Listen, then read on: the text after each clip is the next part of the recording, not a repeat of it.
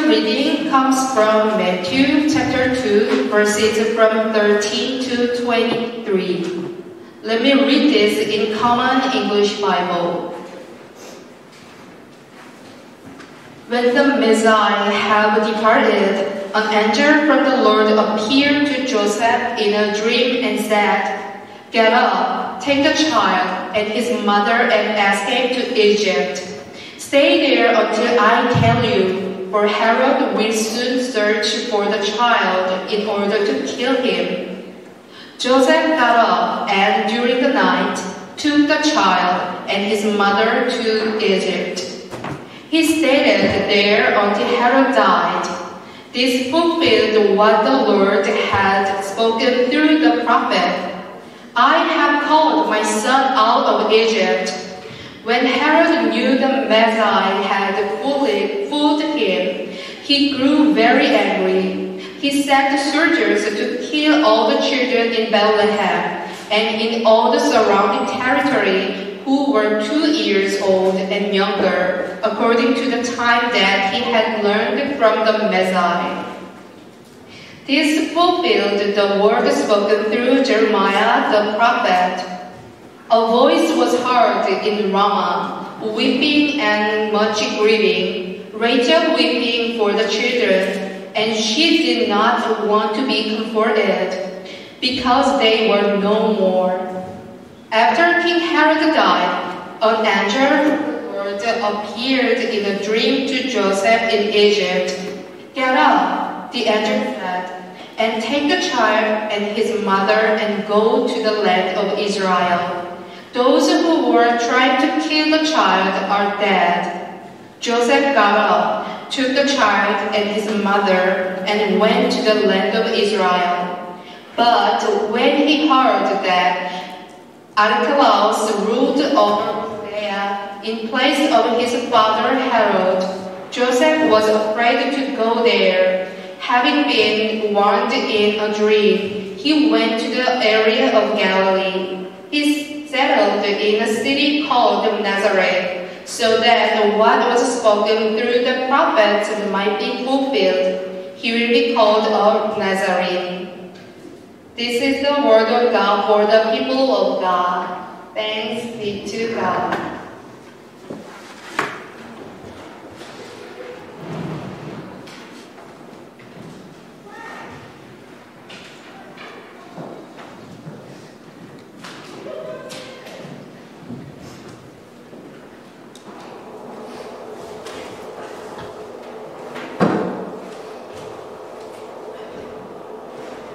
Good morning. This is a very special morning as we celebrate our worship service. Actually, this is the last service this year. And next week I'm gonna see you all in a new year. So it's been a very time really flies. We are now on the end of the last Sunday. I welcome all of you to this great moment of worship. And today, especially, we are celebrating this Sunday as Refuge Sunday. And this might be very appropriate for us to celebrate this after we are still celebrating the Christmas season.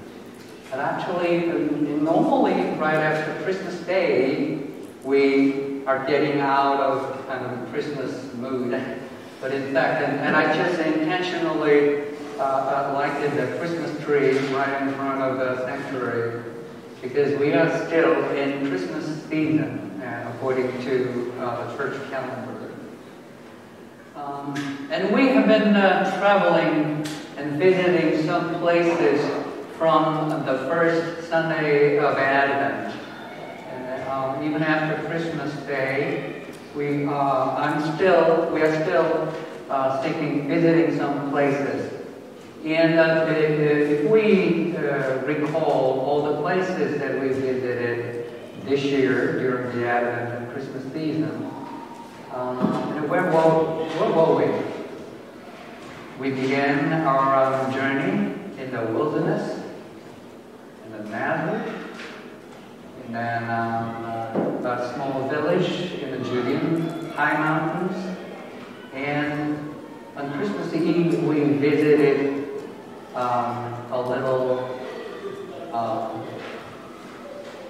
stable, which is attached to the inn in Bethlehem.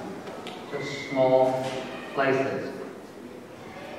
In fact, we have a kind of beautiful image about the birthplace of Jesus Christ. Baby Jesus, his birthplace was, in fact, it's not kind of an ideal place for the birth, right? Even though we have some beautiful images about it, actually it was a very smelly, dirty, probably noisy place, and it may not be so warm for the mother and the newborn baby. So we have been traveling these places as a way of welcoming this coming baby. And today we find this baby Jesus in Egypt. Whenever we think of Jesus, he was found in Nazareth, some villages near the Sea of Galilee, and sometimes in Jerusalem, and sometimes on the mountains, in the fields. But he was in Egypt. It was totally a foreign land to him. And in that foreign land, he and his family were totally a refuge family. Isn't it interesting? Jesus was on the move throughout his life. I may understand a little bit about to be on the road, to move on the road, or on the move always. Because I had personally had more than 30 different addresses in which I lived as a son of a pastor, and on my own journey, and then now as a minister, I was on the road always. And Jesus' life, as a baby, he was born in Bethlehem and moved to Egypt, and then Judea, and then moved far north area into the Galilee. And even after he grew up, during his public ministry, he was on the road always. It seems like he had no place to stay or live permanently. Like it is like Jesus had no permanent address. And Jesus might have been very embarrassed if he has any form about himself, and he got a pen to fill out the form for the blank part. What is your permanent address? I don't have anything like that. And this is what Jesus said. Even fox and birds, they have a hole in the nest to lay themselves, to lay their heads. But I have no such a thing. So he was on the road. He was a traveler who was a refuge in Egypt. It happened right after the last person of the three kings left the birthplace of baby Jesus. It was so close. It was a glorious place for the mother and for the baby and for the family and for the kings and the shepherds. After all people left this glorious place, the same place became the place of a terror and tears and horror and violence. Because all the children of Bethlehem, to years older or older were killed by the order of the king. So when we think of the Bethlehem as a beautiful and glorious and bright place in our memories, but so quickly it turned into a place of terror. In terms of time, we just celebrate the glorious moment, especially when we had 3 kings visiting the baby Jesus. But at that night, in the middle of the night, the father of the baby, Joseph, who was a dreamer. Interestingly enough, Joseph is a dreamer in both in the Old and New Testament, right? Dreamer. Joseph had a dream of a warning, a dream of danger. So they had to flee in the middle of the night. It was that close, so close, between the time of glory, between the time of danger. So they had to flee all the way to Egypt. And I'm going to read a little book, children's book at the end of this sermon. And then there is not a kind of an easy, comfortable journey, because they have to run, flee from the place of terror and violence for their life, looking for safety and looking for the refuge. So it is very interesting to know that Jesus was a refugee, and the Holy Family was a refugee family. What does this mean? As we just shared in our call worship, if we find this word from the book of Exodus, you must not mistreat or oppress immigrants in any way. Remember, you yourselves were once immigrants. This is true, very true, to Koreans like me, because I live in this place now, on this continent, which is not my birthplace, because I was born and raised in Korea. So I perfectly understand what this means. I am an immigrant, so I need it, and I have to treat well all immigrants, because I once an immigrant, and I had a kind of responsibilities or obligation as a one-time immigrant, also as a Christian. And thinking about all of you who were born and raised in this country, in the United States, but you still, your ancestors, not that far from your generation, it is something like what, 5, 6, 7 generations, right? How many generations? 2? One, just one generation. Yes, your mom. And my father. Okay. So it's just one generation. Not that far. No. And in your case, Irma? Same. Okay. So, if you, your ancestors came to this continent as a pilgrim, as a pioneer, then it was several generations, yeah. But to many of us, it's just 2, 3 generations. Oh, what about you? Just one. See? Yeah. We may just have 1 or 2 generational gaps, but we are all immigrants. But in fact, as a human being, we are all immigrants, and we are all travelers. We are on our own journey. And I believe that my faith tells me always that, and it keeps reminding me of the fact that I came from God, and then I'm going to return someday back to God. So we are on a journey anyway.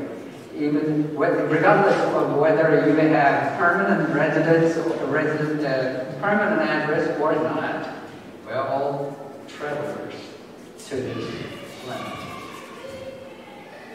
Thinking of all these things, treating immigrants and refugees, it is not just about just a good moral act. It should be a confession of our faith.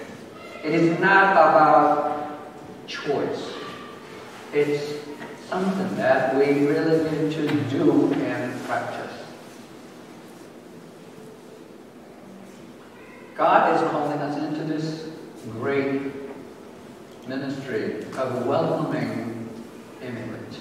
And I know that there are some different opinions about whether we need to accept the refugee or not. And I know and I understand the fear, because in some cases we may find some people who had with a bad intention or evil intention to destroy. But we also have the people, as we read from the Bible directly today, like the children and babies in Bethlehem.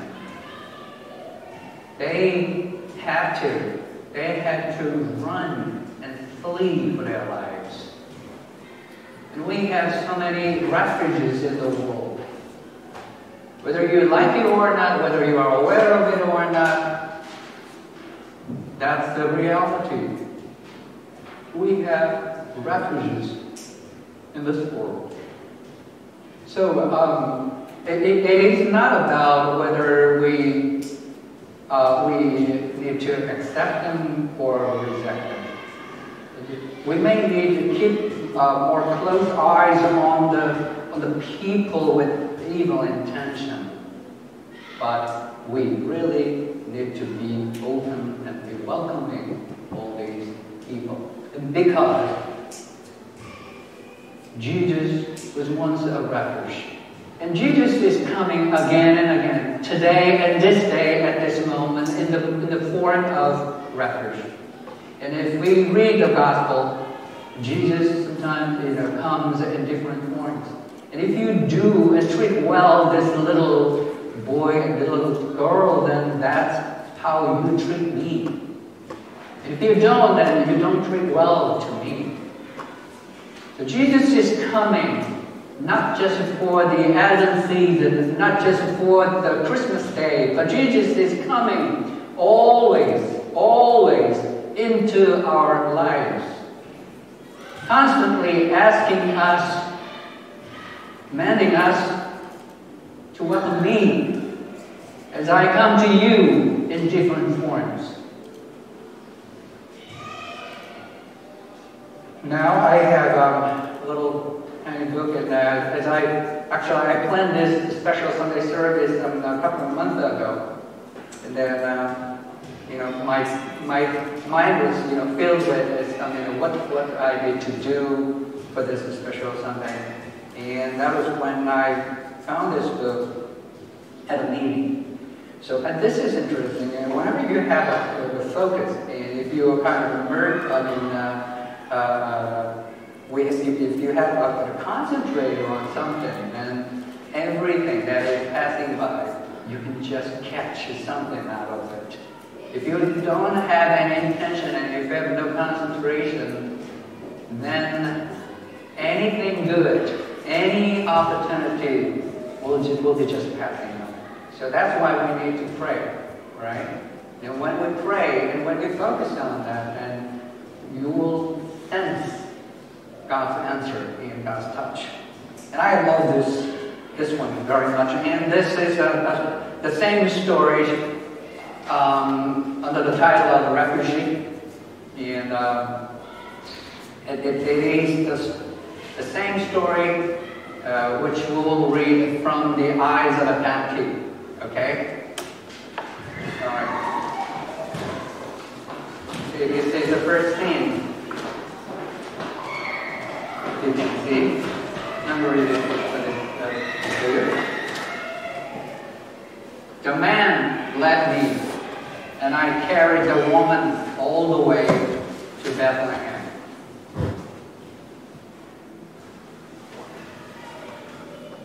And then the baby was born.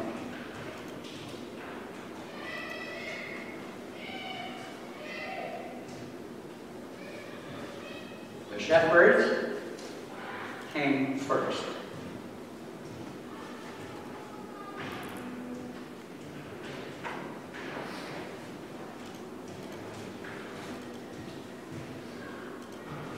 And after them came the kings. When the last king left, the scent of frankincense lingering in the air, we all slept, and the man had a dream of danger.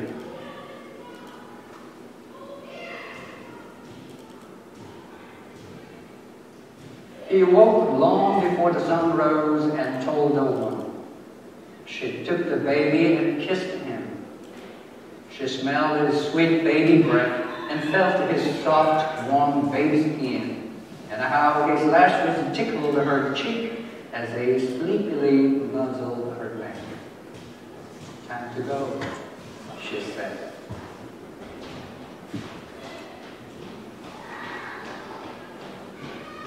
And they wrapped him up warm and kissed him again. And the man came to get me. He patted me between the ears and led me out. Come on, old friend, we're off on a journey again. And we left some gold for the innkeeper, for he had been good to us when others had not. And we set off.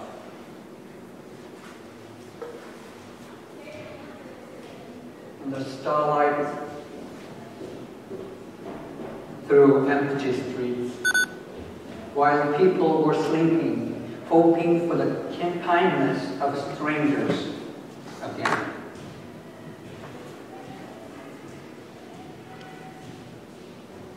And we passed the shepherds in the fields, and there were whispered blessings, and the movement of the sheep in the darkness, and the clasp of rough hands, and the love of warm hearts. And I kept walking, carrying my precious load, and the woman held the baby close to her heart, and she and the man talked about journeys, and dreams, and warnings, and the love of a baby, and the kindness of strangers. And when they rested, and we rested, and they were frightened, they took hope from each other and from the baby's tiny first smile. And we went into Egypt.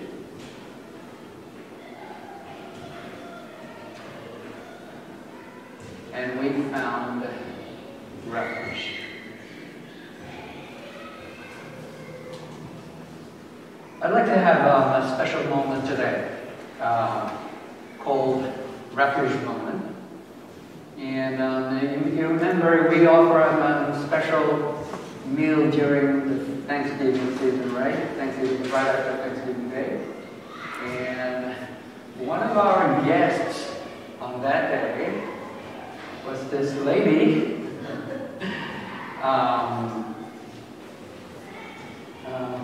As you said, her name is Anju, and she's a student at Boston College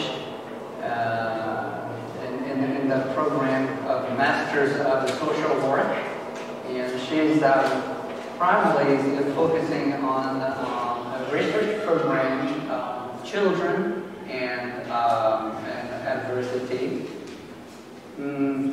I had a wonderful conversation with her, and when I realized that she was focusing, studying and focusing on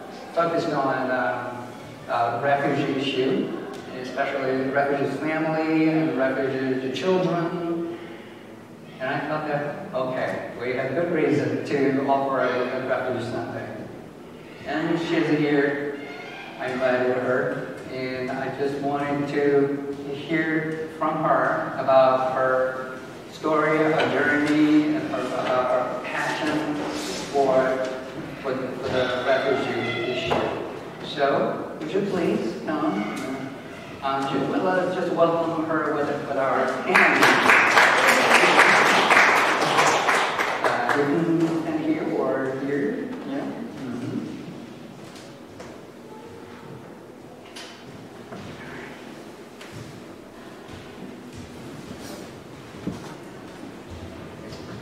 Good morning, everyone. Good morning.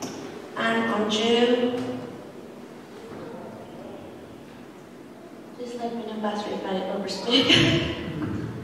Let me know if I overspeak and just tell me about the time in a minute.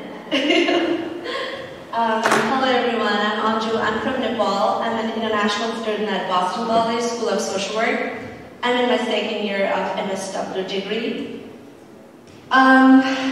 Currently, I'm talking a little bit about myself. I'm doing my social work internship at research programs on children and adversity, which was primarily the research program at Harvard Public Health, but now it's situated at Boston College.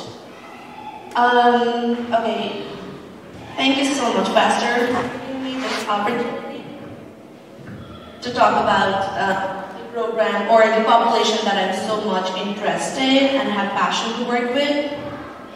Starting with the refugee, the definition of refugee, I want to start with the definition of refugee according to Google. A refugee is a person who has been forced to leave their country in order to escape war, persecution, or natural disaster. Emphasizing on the word forced. They are not the one, they willingly leave the country. There's a difference between immigrants and refugees. So, refugees are the person who have to leave their country because of some sorts of reasons going behind their country. Am I moving on my toes?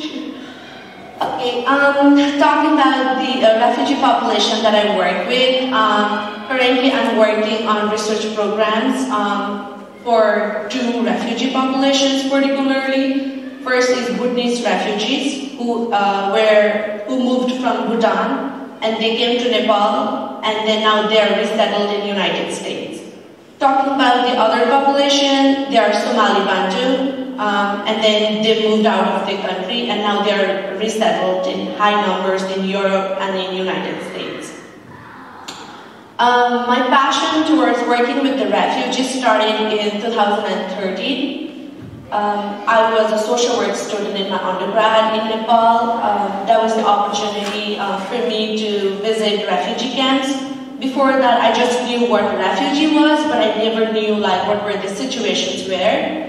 So I visited Nepal has the biggest refugee camps for Bhutanese refugees. And I visited all those 6 camps and I wondered why did they move to my country?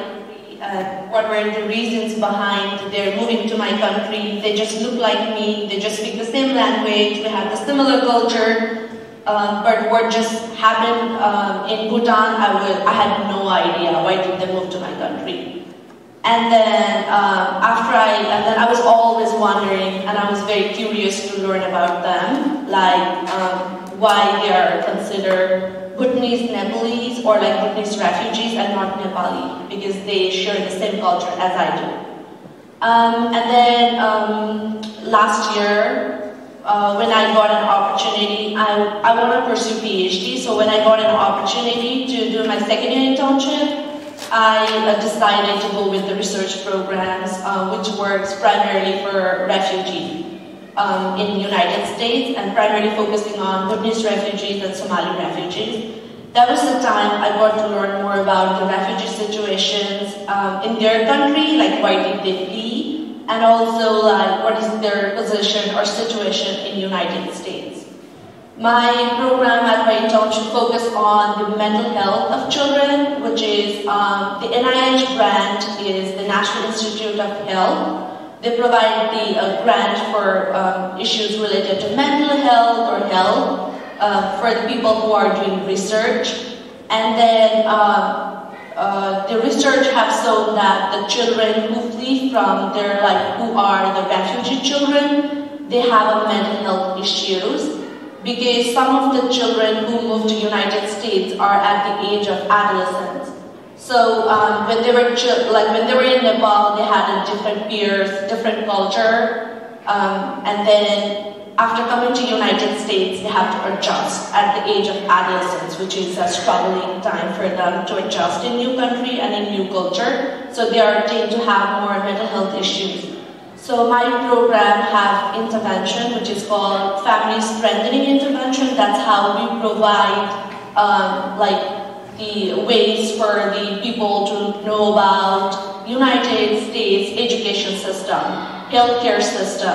That's how they can adjust. And also intervention focuses mainly on children. As I said, the children are very vulnerable at the time when they come to United States. And also those children need more care and support than the adults. And I was passionate, talking about my personal journey in refugee, I was always passionate because as I learned more about the refugee situation, in not just in the United States, in global platform, because I'm in a global concentration right now in social work, and that is the major global issue right now, which the United Nations or any other bigger institutions are focusing on. And then talking about my personal journey about that, I want to pursue, I have passion working for the refugees because I always wonder, for example, I came to United States to pursue education, but I have a country to go back if things does not work out for me. But about the situation of refugees, I always feel that they don't have that choice.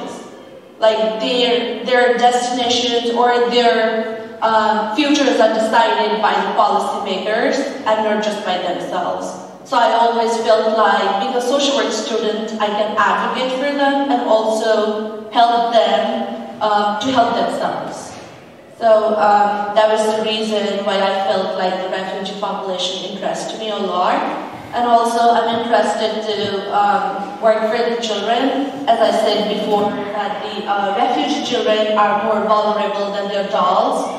Because they have different struggles than the normal children who are born and raised in the United States. So those were the reasons.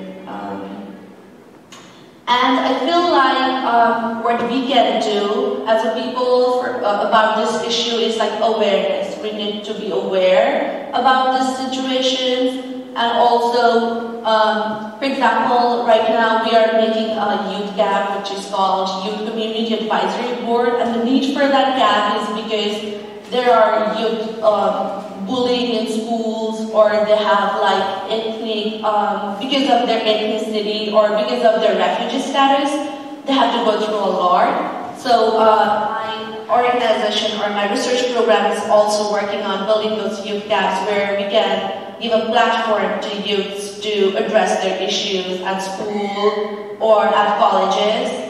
So that's how we are doing that, states to help them. So I feel like if I was not aware or if I was not educated about that issue, then I would not have been interested in this issue so much.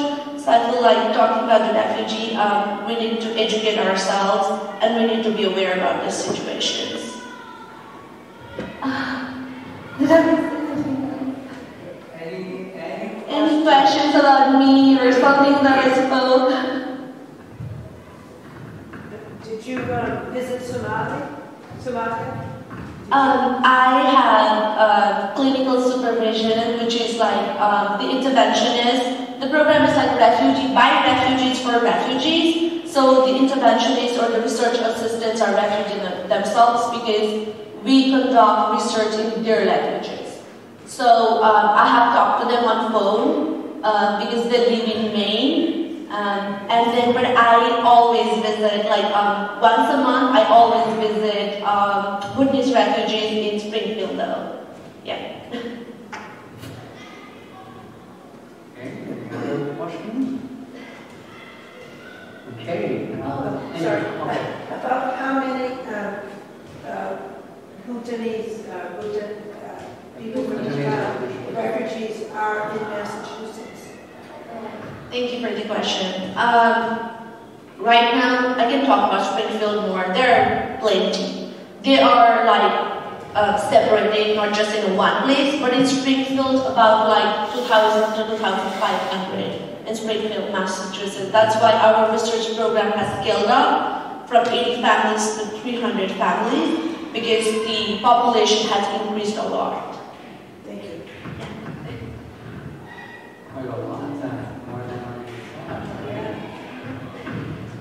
Okay, very good, thank you.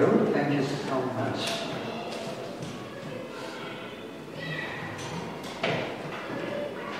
In fact, for this issue, I am also not so in knowledge about this, and I just have been thinking and meditating and reflecting on the Word of God. And this is what we really need to do, but I don't know about how we can be a part of this great, wonderful ministry. So probably this is what I like to ask you, Anju, to think about what kind of the things and ministry that we can do as a church and as a congregation to do this ministry for the refugees. Okay? So if you find anything that we may be able to do it, please let us know. We are learning. We just a start, and we just set off. And I really hope to take this moment as we celebrate Refugee Sunday today to think about this wonderful issue. And I sometimes think of what if the people in Egypt didn't show any hospitality and welcoming gestures to this holy family? What if? And what if Native Americans, a little more than 200 years ago, didn't show any hospitality and welcoming to the pioneers, or to the people from England and from other people from other countries? So we have good reason, I think, to open our hearts and welcome them. And about the issue and how we can practice this faith. And I'd like to take this opportunity to introduce the J-Phone ministry. This is a ministry which started in our conference, in the England conference, by our DS, District Superintendent, Reverend Wei Chang. He began this ministry now several years ago. And J-Phone means justice for our neighbors. And this special ministry primarily focused on helping and supporting the immigrant family and their refugee families.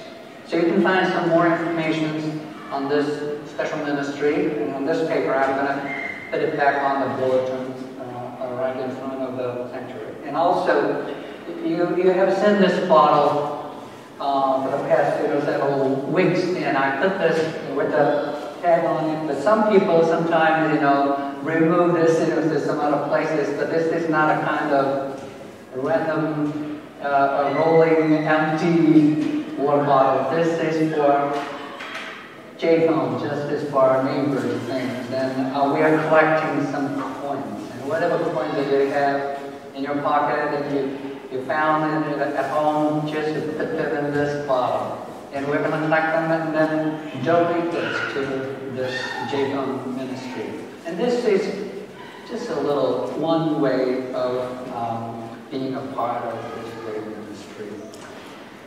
Okay, time for sharing our joy and prayer concerns.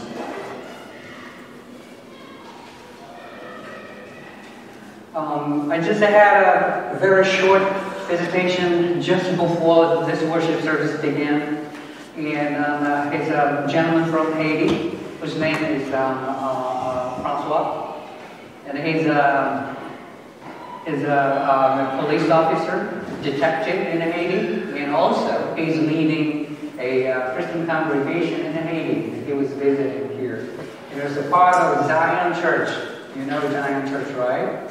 And some of you may remember we sent special collections to Haiti when Reverend John was visiting Haiti several years ago, I think.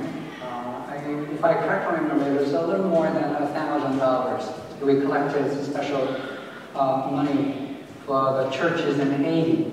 And that money was used for children there, from pro family.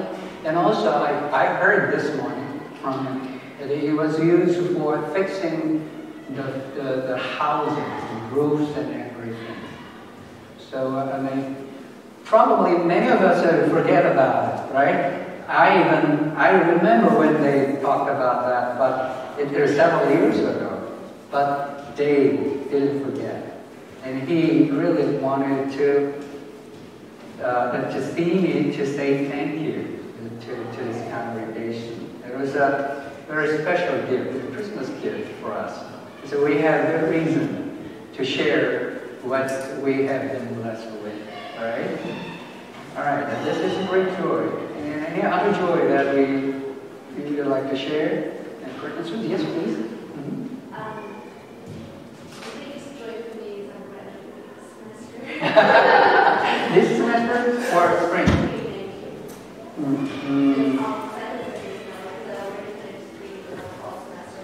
Oh,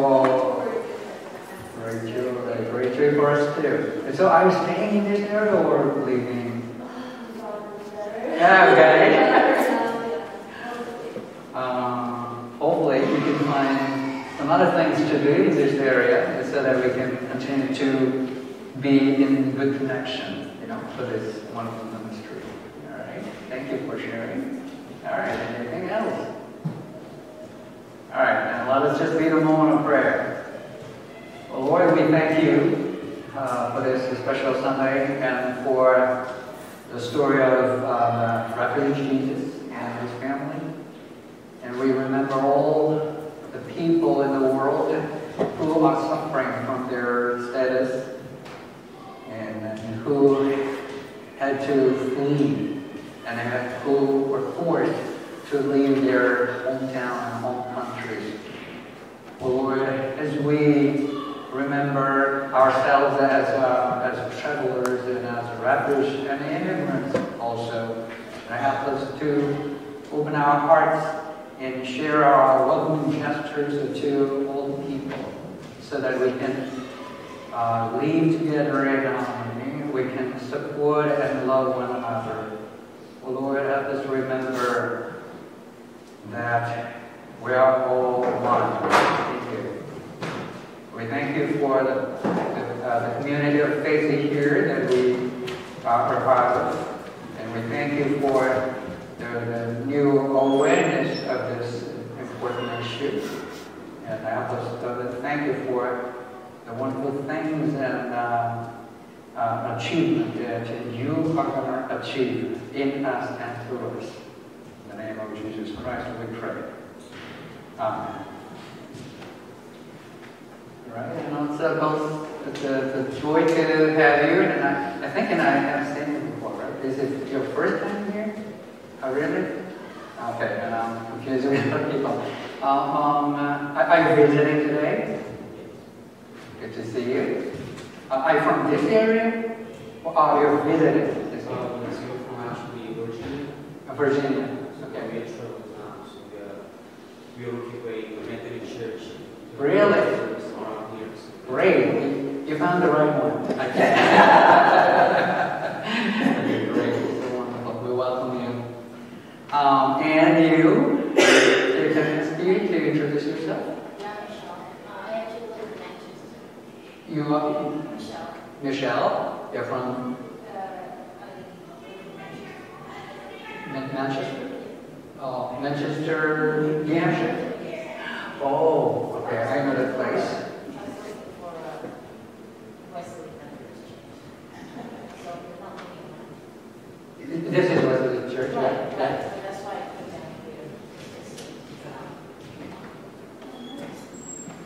so you currently live in Manchester? Okay. Oh, so you're from New Hampshire. I served churches in New Hampshire for 4 years. I was in New Hampshire too. I'm so glad to see you. Okay, great. And these days, Manchester is the place where we have our annual conference. Yeah. Okay, great. All right. I'd like to invite you to sing a hymn, Help Us Accept Each Other, in our hymnal 560, while we offer ourselves along with our gifts.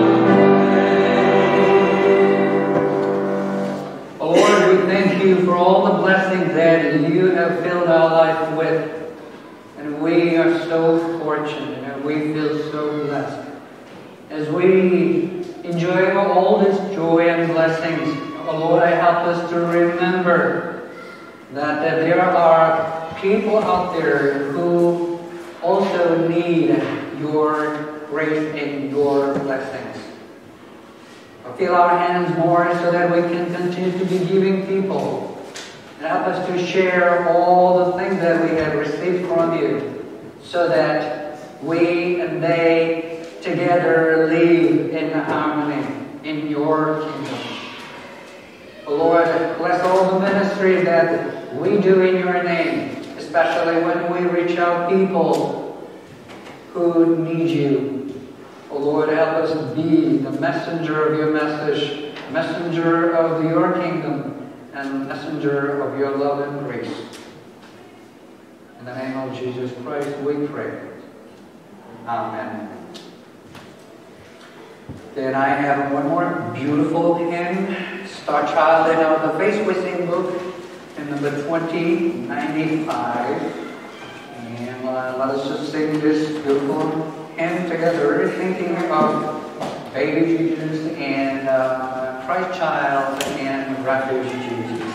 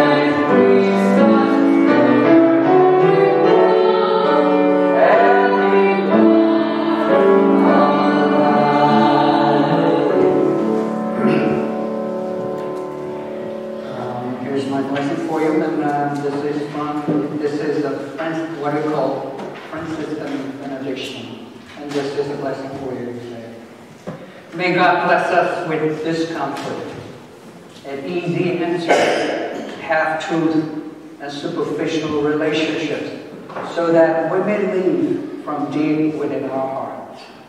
May God bless us with anger at injustice, oppression, and exploitation of God's creations, so that we may work for justice, freedom, and peace.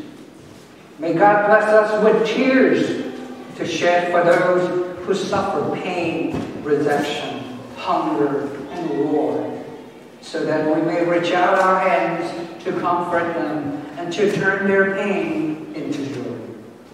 And may God bless us with just enough foolishness to believe that we can make a difference in the world, so that we can do what others claim cannot be done, to bring justice and kindness to all our children and all our neighbors who are poor. Amen. For passing of the peace today, finally, we have another edition, Nepali, and I know that they have no such a word, kind of, peace be to you, but I asked her to say something like that, and this is what the Nepali says. And please, lead us, we need to know how to pronounce them. Okay? First, we go word by word, and then sentence, please. Are we all ready? Okay, the first word is Prabhuko. Prabhuko. Prabhuko. Prabhuko. Santi. Santi. Timi. Timi. Sangha. Sangha. Rahos. Rahos. So it means like God's peace be with all of us, like be with you. So it's called Prabhuko Santi Timi Sangha Rahos. Do you want to say once again? Prabhuko Santi Timi Sangha Rahos. Amen. Thank you. Challenging, but you can do it. I know. All right. Ask us to pass our kids to another. In Nepali.